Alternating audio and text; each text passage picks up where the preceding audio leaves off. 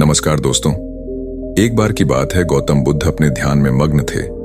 तभी एक व्यक्ति आता है और गौतम बुद्ध को प्रणाम करता है और बोलता है कि प्रभु, मैं आपसे जानना चाहता हूँ कि हमारा जीवन हमारे विचारों से कैसे जुड़ा है और हमारे विचार हमारे जीवन को किस हद तक प्रभावित करते हैं। बुद्ध ने कहा है कि यह सत्य है कि मनुष्य जो सोचता है वही बन जाता है। कोई भी विचार जिसे हम लंबे समय तक अपने मन में रखते हैं और उसके बारे में बार बार सोचते रहते हैं, हम वैसे ही बन जाते हैं। लोग उन्हीं के साथ अपना निर्माण करते हैं। विचार जिसके बारे में वह लगातार बनता रहता है। व्यक्ति का चरित्र उसके विचारों से भी बनता है। यदि विचार अच्छे हैं तो चरित्र भी शुद्ध होगा, और यदि विचार ही प्रदूषित है तो चरित्र भी बुरा होगा। अगर आप ध्यान से देखेंगे तो पाएंगे कि आपके जीवन का हर पहलू आपके किसी न किसी पहलू से जुड़ा है। आप आज जो भी हैं अपने विचारों की वजह से हैं। आपके विचार अच्छे या बुरे किसी न किसी तरह से आपके जीवन को अच्छा या बुरा बना रहे हैं। हम जैसा सोचते हैं वैसा ही हमारा चरित्र बन जाता है। जिस प्रकार स्वस्थ बीज के बिना कोई वृक्ष विकसित नहीं हो सकता, उसी प्रकार अच्छे विचारों और अच्छे चरित्र के बिना कोई भी मनुष्य सफल नहीं हो सकता। और यदि उसके विचार नकारात्मक हैं तो वह अपने जीवन को गलत दिशा में मोड़ देगा। उसी प्रकार हमारे जीवन में अपने विचारों और कर्मों के माध्यम से कई बीज बोए, और उस बीज का फल या तो हमें दुख दे सकता है या खुशी। यदि हमने सकारात्मक विचारों के बीज बोए तो हमें सफलता और खुशी मिलेगी, लेकिन यदि बोए गए बीज नकारात्मक विचारों के हैं तो सफलता और दुख साथ साथ चलेंगे। जिन लोगों को आप सफल और महान मानते हैं वे यहां ऐसे ही नहीं पहुंच गए। उन्होंने अपने विचारों पर नियंत्रण रखकर अपना चरित्र ऐसा बनाया कि और इसी चरित्र के बल पर उन्होंने महानता की ऊंचाइयों को छुआ। तो मूल रूप से आपके अंदर जो विचार हैं, यदि आपके मन में दूसरों के प्रति क्रोध, ईर्ष्या, घृणा है तो आप बाहर भी वैसे ही होंगे, तो आपको बाहर भी वही मिलेगा। तुम्हें ऐसे लोग मिलेंगे जो तुम्हारे साथ वैसा ही करेंगे। यदि तुम्हारे पास प्रेम, शांति, करुणा है तो तुम वैसे ही बन जाओगे और आप बाहर भी वैसा ही पाएंगे। और जो ऐसे विचार रखता है उसे सम्मान और प्यार दोनों मिलता है। असल में मनुष्य अपने जीवन का निर्माता स्वयं है। वह इसे बना या बिगाड़ सकता है। मनुष्य अपने चरित्र का निर्माण अपने कार्यों और विचारों से करता है।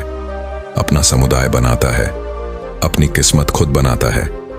व्यक्ति ने कहा, लेकिन बुद्ध, मैं अपने विचारों से खुद को कैसे सुधार सकता हूं? बुद्ध ने कहा था कि अगर तुम खुद को सुधारना चाहते हो तो सबसे पहले अपने विचारों पर ध्यान देना शुरू करो। तुम्हें यह देखना होगा कि तुम दिन भर क्या सोच रहे हो। क्या तुम दिन भर मन में बुराई और लोगों के प्रति नफरत फैला रहे हो? आपको बस इस बात पर ध्यान देना है कि आप अच्छाई की ओर जा रहे हैं या बुराई की ओर।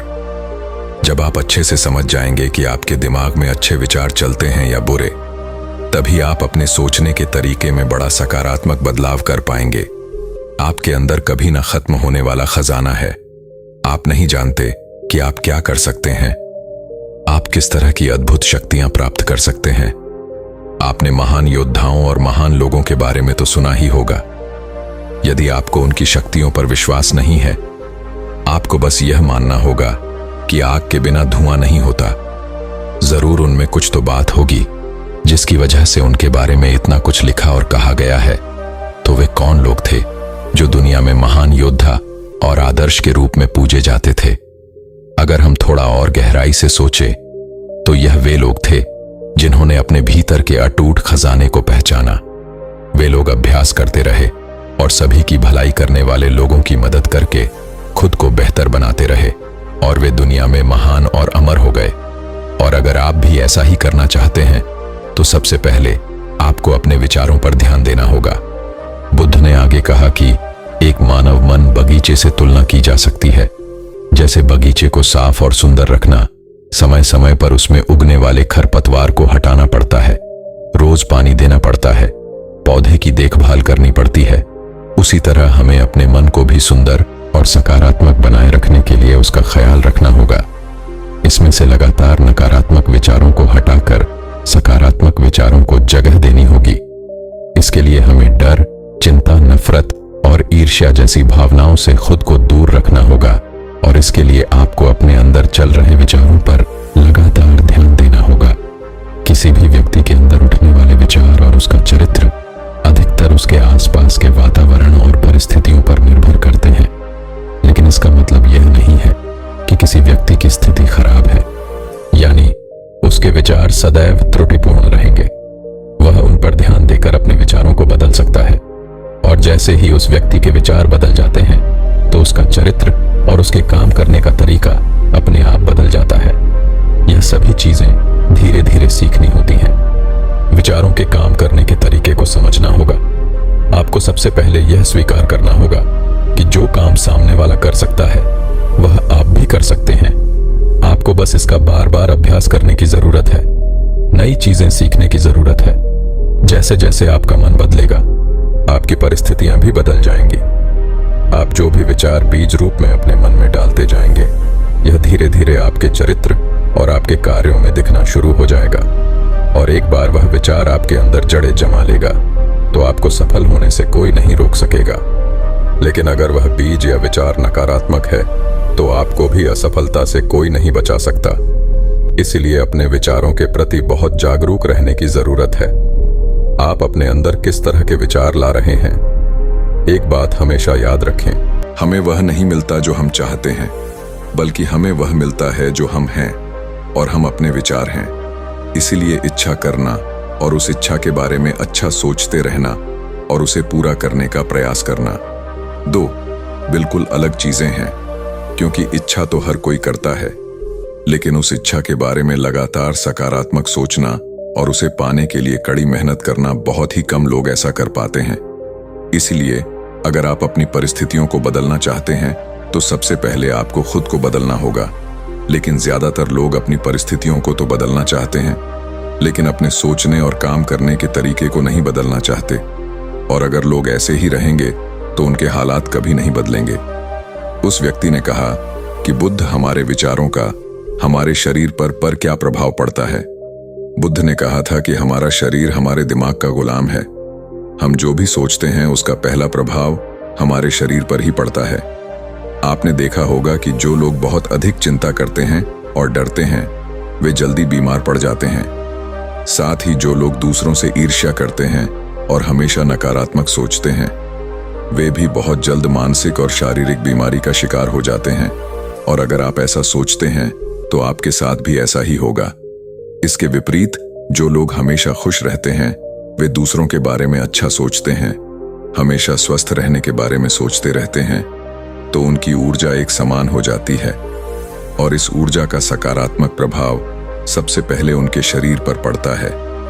क्योंकि जिस व्यक्ति का मन शांत होता है उस व्यक्ति के शरीर की आधी बीमारी अपने आप ही खत्म हो जाती है। हम स्वस्थ रहेंगे या बीमार, हमारे आसपास के माहौल और परिस्थितियों के अलावा हमारी सोच पर भी निर्भर करता है। एक कमजोर और बीमार विचार हमारे शरीर को भी कमजोर और बीमार बना देता है। आपने अपने आसपास देखा होगा कि जो लोग बीमार होने से सबसे ज्यादा डरते हैं वहीं सबसे ज्यादा बीमार पड़ते हैं। इस डर ने लाखों लोगों की जान ले ली है। इसके विपरीत जो लोग अपने शरीर के बारे में अच्छा सोचते हैं वे स्वस्थ और मजबूत महसूस करते हैं, और जिनके विचार शुद्ध होते हैं उनका शरीर स्वस्थ और मजबूत हो जाता है। वैसा ही हमारा शरीर सिर्फ एक उपकरण है और हमारा मस्तिष्क इस उपकरण को नियंत्रित कर रहा है। जैसे अच्छा भोजन हमारे शरीर के लिए जरूरी है, उसी तरह अच्छी सोच यह हमारे शरीर के लिए भी बहुत महत्वपूर्ण है। जैसे ही आपके विचार शुद्ध हो जाएंगे इसका सबसे पहला असर आपके शरीर पर दिखाई देगा। एक शुद्ध और सकारात्मक दिमाग आपको कभी भी खराब खाना खाने नहीं देगा। इसलिए सबसे पहले अपने दिमाग को सुरक्षित रखें, फिर यही दिमाग आपके शरीर को हर बीमारी से बचाएगा। यदि कोई बीमार और कमजोर व्यक्ति अपने शरीर को पूरी तरह से स्वस्थ बनाना चाहता है तो उसे सबसे पहले अपने शरीर को ठीक करना चाहिए। विचार और उसका मन उसे प्रकृति के संपर्क में रहना चाहिए, उसे सूरज की रोशनी में रहना चाहिए, और एक सेकंड के लिए भी अपने शरीर के बारे में नकारात्मक नहीं सोचना चाहिए। वह जैसा स्वास्थ्य चाहता है वैसा ही उसे महसूस करना चाहिए, और पूरा विश्वास है कि वह वैसा बन सकता है। पहले तो मैं आपको एक विचार की ताकत को समझाऊंगा। कि एक विचार में कितनी शक्ति होती है। एक बार एक व्यक्ति ने किसी व्यक्ति की हत्या कर दी थी, तो फिर जिस व्यक्ति ने हत्या की थी उसे जेल में बंद कर दिया और उसे न्यायालय ने उसे फांसी की सजा दी थी। तभी एक वैज्ञानिक ने सोचा कि इसकी मृत्यु तो निश्चित है, क्यों ना हम इस हत्यारे पर विचारों की शक्ति को जानने के लिए इस हत्यारे का प्रयोग करें। तो फिर वैज्ञानिक ने उस हत्यारे के मुंह पर काला कपड़ा डाला और उस हत्यारे को कहा कि तुम्हें एक जहरीले सांप से कटवाकर तुम्हारी मृत्यु की जाएगी। तो फिर हत्यारा काफी घबरा गया। फिर वैज्ञानिक ने एक नकली दांत वाला सांप लाया और उस हत्यारे को कटवाया, तो उस हत्यारे के दिमाग को ऐसा लगा कि सच में मुझे किसी जहरीले सांप से कटवाया। तो उसके शरीर ने भी ये मान लिया कि किसी जहरीले सांप ने काट लिया है। तो फिर उसके दिमाग में ऐसा रिएक्शन किया कि वह वहीं घबरा कर वहीं उसकी मृत्यु हो गई। तो देखा आपने कि एक विचार में कितनी शक्ति होती है। उस व्यक्ति ने कहा, बुद्ध, अब आप मुझे बताएं कि हमारे विचार हमारे लक्ष्य को कैसे प्रभावित करते हैं। बुद्ध ने बताया कि जब तक आपका लक्ष्य आपके विचारों के अनुरूप नहीं होगा, तब तक आपको सफलता नहीं मिल सकती है।